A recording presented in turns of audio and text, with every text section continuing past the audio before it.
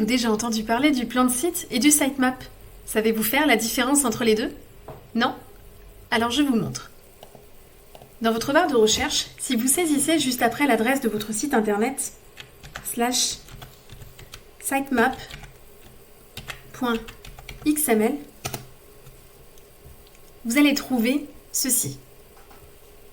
Si ce n'est pas le cas, il vaudrait mieux faire appel à un référenceur afin de remédier à ce problème au plus vite. Un sitemap est un fichier destiné aux robots. Il facilite votre indexation. Il permet à votre site internet d'être plus rapidement visible dans les moteurs de recherche. Il est possible de trouver plusieurs sitemaps comme ici.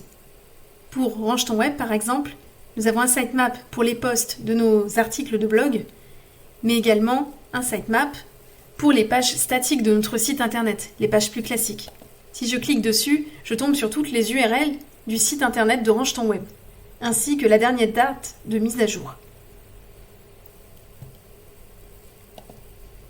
Si vous avez peu de pages sur votre site internet, le sitemap est tout de même utile. Mais si vous avez un grand volume de pages, il est vraiment indispensable de posséder un sitemap. Il y a une différence entre le sitemap et le plan du site.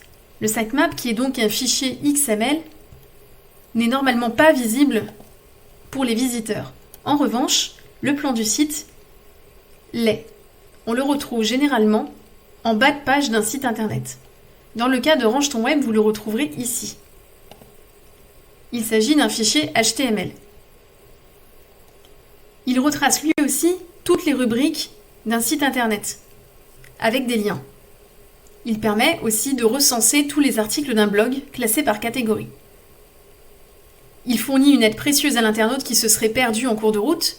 Il permet aussi au robot d'avoir des indications sur l'emplacement des pages au sein d'un site et sur son rubricage. Ces deux documents, le plan de site tout comme le sitemap, ces deux éléments peuvent être construits à partir d'un plugin qui va faire tout le travail automatiquement à votre place. Un plugin, on appelle cela aussi une extension. Il y en a de nombreux sous WordPress par exemple, gratuits, qui permettent de faire tout ce travail. Et lorsque vous ferez une modification ou supprimerez une page sur votre site internet, le plan de site et le sitemap se mettront à jour automatiquement, sans aucune manipulation de votre part. Ces deux fichiers sont donc des indispensables en référencement.